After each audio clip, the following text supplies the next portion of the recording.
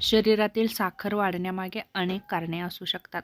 हे फक्त गोड खाल्ल्यामुळेच होत नाही, तर शरीरातील हार्मोन्स, जीवनशैली, औषधे आणि काही आजार यांचाही त्यावरती परिणाम होतो. पहिलं महत्त्वाचं म्हणजे आहार.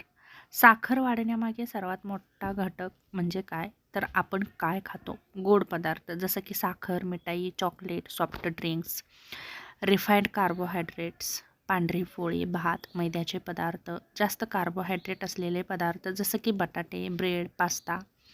हे पदार्थ पटकन पचतात आणि रक्तात ग्लुकोज झपाट्याने वाढतं. इन्सुलिनची कमतरता किंवा कार्यामध्ये बिघाड. शरीरात इन्सुलिन कमी तयार होतं आणि योग्य प्रकारे ते काम करत नाही. यामुळे ग्लुकोज पेशीमध्ये जाऊ शकत नाही आणि रक्तातच साचतं. दुसरं महत्त्वाचं म्हणजे व्यायामाचा अभाव. कमी हालचाल केल्यामुळे शरीर ग्लुकोज नीट वापरत नाही. त्यामुळे नियमित व्यायाम केल्याने साखर नियंत्रणामध्ये राहते. दुसरं महत्त्वाचं म्हणजे ताण. मानसिक किंवा शारीरिक ताणामुळे शरीरात स्ट्रेस हार्मोन्स वाढतात आणि हे हार्मोन्स साखर वाढवतात.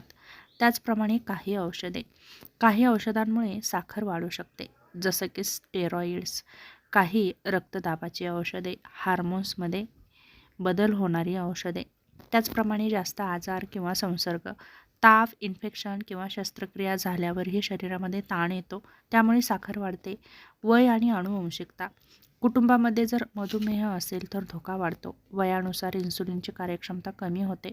मद्यपान आणि धूम्रपान, अल्कोहोल आणि सिगारेट्स साखरेच्या नियंत्रणावरती नक्कीच परिणाम करताना दिसतात.